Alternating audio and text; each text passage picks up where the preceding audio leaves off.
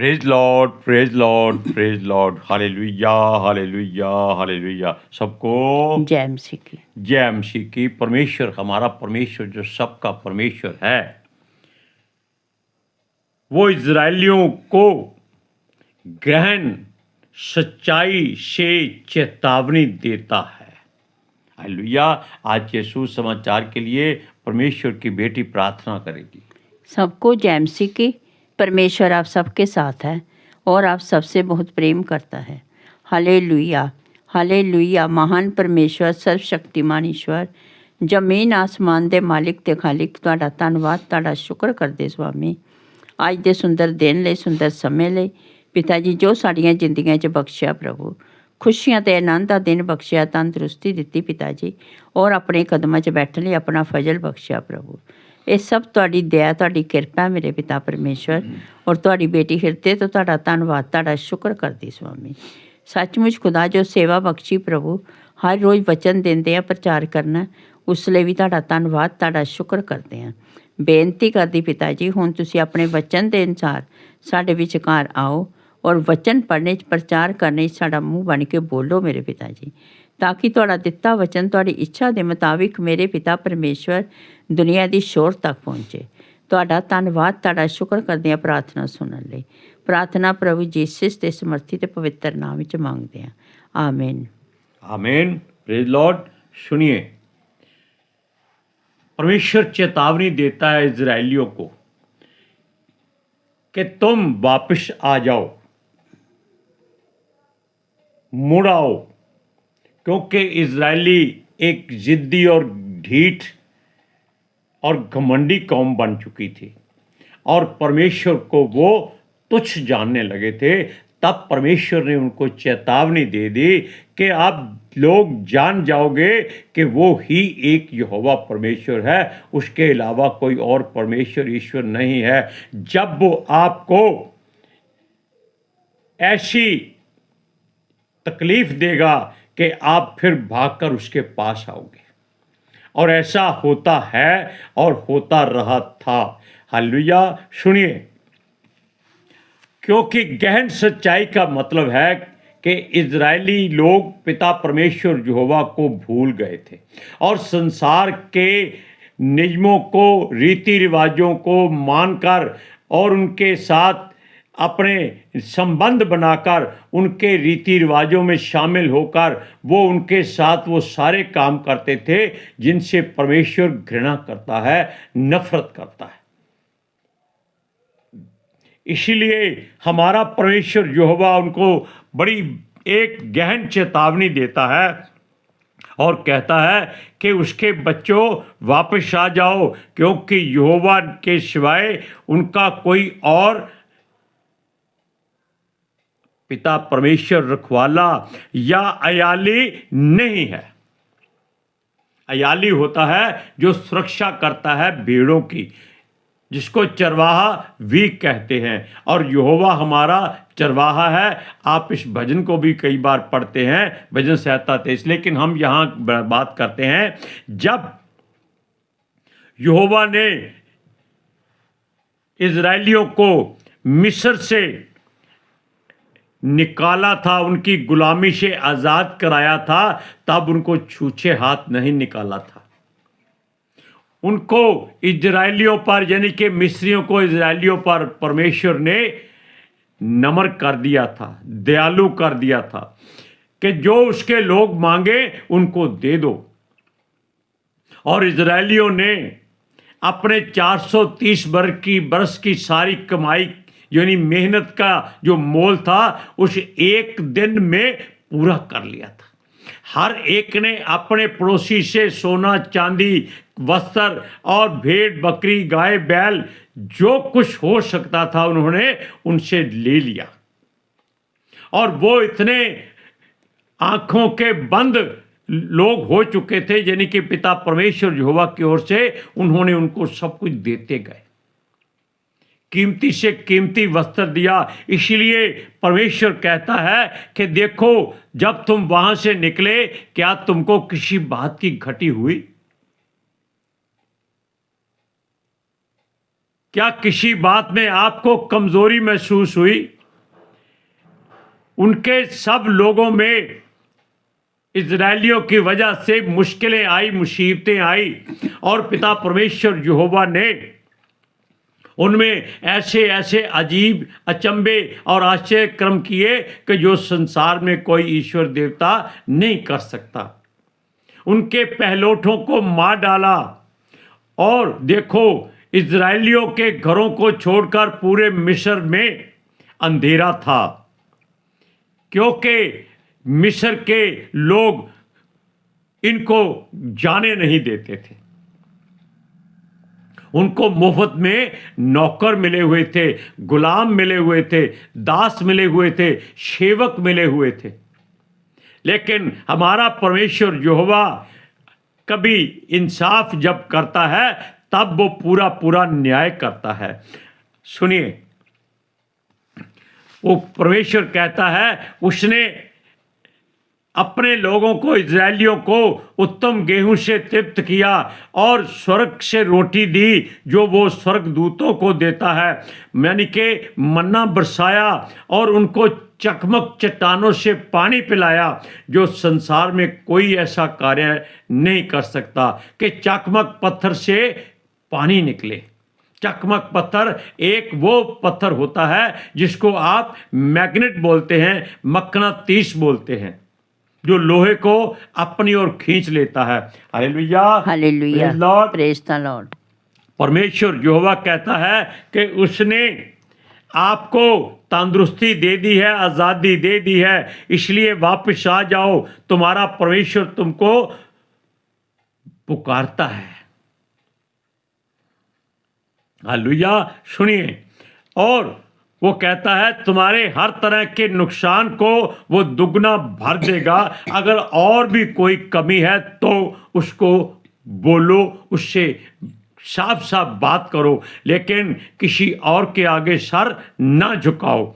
सुनिए, वो कहता है हे इजरायलियों, तुमको मैं हमेशा उठाए रहता हूँ गोद में, जैसे एक माँ अपने बच्चे को गोद में उठाए रखती है। इसलिए बच्चा अगर जाकर गंदा मंदा हो जाता है तब भी माँ उसको कुछ नहीं कहती, छोड़ती नहीं है, और फिर नहला धुलाकर गोद में उठा लेती है। वैसे वचन में यह भी लिखा है कि माँ एक बच्चे को छोड़ सकती है, लेकिन यहोवा परमेश्वर अपने बच्चों को कभी नहीं छोड़ता है।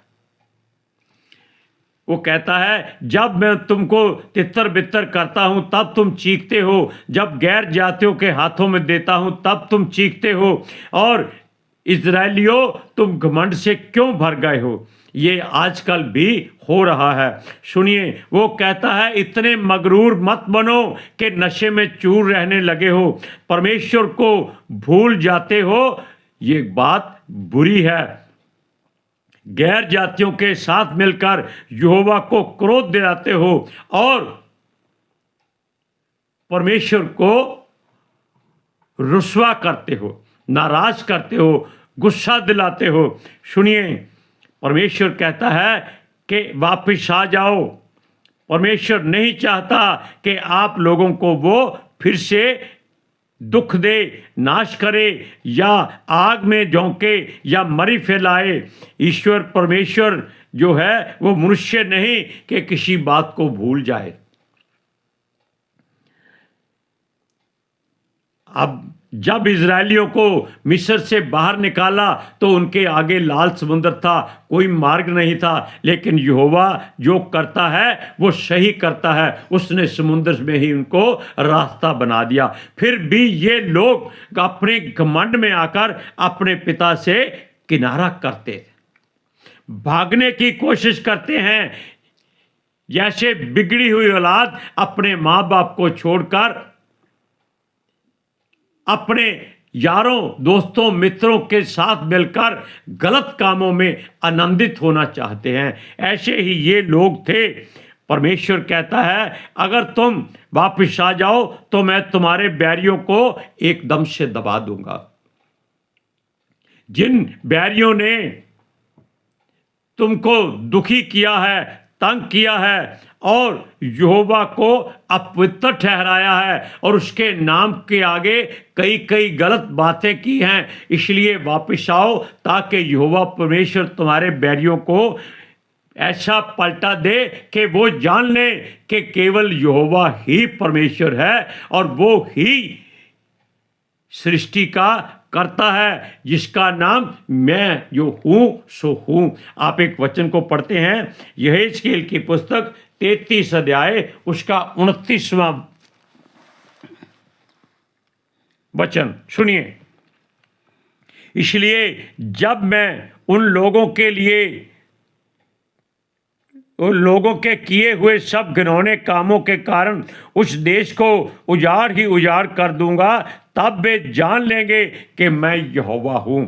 ये किनकी बात करता है? परमेश्वर कहता है जिन्होंने इजरायलियों को दुख दिया है वो उनके देशों को उजाड़ करके रख देगा।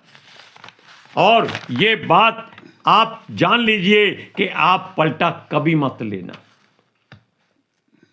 परमेश्वर अगर पलटा लेता है तो वो मनुष्य से हजारों गुना ज्यादा उसके बैरियों का नुकसान करता है। मनुष्य क्या करेगा? 4 लाठियां मार के अपने आप को तसल्ली दे देगा, लेकिन यहोवा की लाठी बेआवाज और ना दिखाई देने वाली जब पड़ती है तब मनुष्य चीखता है, चिल्लाता है, उसकी कहीं से सहायता नहीं होती। परमेश्वर से कौन लड़ सकता है? कोई नहीं लड़ सकता। सुनिए, परमेश्वर ने उनको हर वो सुख सुविधा प्रदान की थी। ये आप जानते हैं कि जब इजरायली 40 साल तक परमेश्वर की अगुवाई में चलते रहे, ना उनके जूते घिसे, ना उनके वस्त्र फटने की बात क्या है, मैले तक नहीं हुए, क्योंकि हर वस्तु परमेश्वर ने उनको आत्मिक तरह पहना दी थी। उनको इस बात का एहसास नहीं था, वो केवल अपने मस्त थे कि जो करना है, खाना पीना है, कोई घर बनाने की जरूरत नहीं है, कोई खेत खरीदने की जरूरत नहीं है, कोई ज़मीन फसल उगाने की चिंता नहीं है। परमेश्वर सब कुछ उनके लिए करता जा रहा है। 40 साल आप लोग अपने घर में 24 घंटे नहीं ऐसे गुजार सकते कि आप बिना काम के रह जाएं। और उनको कमाई की कोई चिंता नहीं थी, कोई काम नहीं करना पड़ता था, बस एक ही काम था, खाओ पियो, बच्चे पैदा करो और युद्ध करो। क्यों? परमेश्वर की मर्जी थी। वो अपने लोगों को उत्तम जाति साबित करना चाहता था और बलवान बनाना चाहता था और सूझवान करना चाहता था। सुनिए, जब उन्होंने भोजन मांगा कि हमको रोटी दो, हम भूखे मरते हैं, तब उसने स्वर्ग से उनको मन्ना खिलाया। और जो ये भोजन केवल स्वर्गदूत ही खाते थे और इजरायली भी 40 साल तक खाते रहे। चट्टानों का पानी पिया, सोना चांदी और सुंदर से सुंदर वस्त्र पाए, उपजाऊ भूमियों के मालिक बन गए जो इनकी थी ही नहीं। परमेश्वर ने इनके विरोधियों को, जो इनसे बहुत बहुत तकड़े और बलवान जातियां थी, उनको परमेश्वर ने इन्हीं के हाथों से नाश करवाकर उनके देश इनको दे दिए। Praise Lord, praise the Lord, hallelujah, hallelujah. क्योंकि परमेश्वर अपने लोगों के लिए दूसरों से छीन कर देता है। वो कहता है कि हर वस्तु पहले उसके बच्चों को मिलनी चाहिए, फिर संसार में कोई उस वस्तु को खा सकेगा। कोई नई से नई, आप जानते हैं कि वस्तु निकलती है, चाहे वह इलेक्ट्रॉनिक हो, बारूद हो, खाने की वस्तु हो, कोई पहनने का वस्त्र हो, घड़ियां हो, रेडियो हो, ये सब इजरायली लोग सबसे पहले इन्वेंशन करते हैं और फिर वो उस तकनीक को संसार में देते हैं और ये संसार इस बात को अब मान रहा है। सुनिए,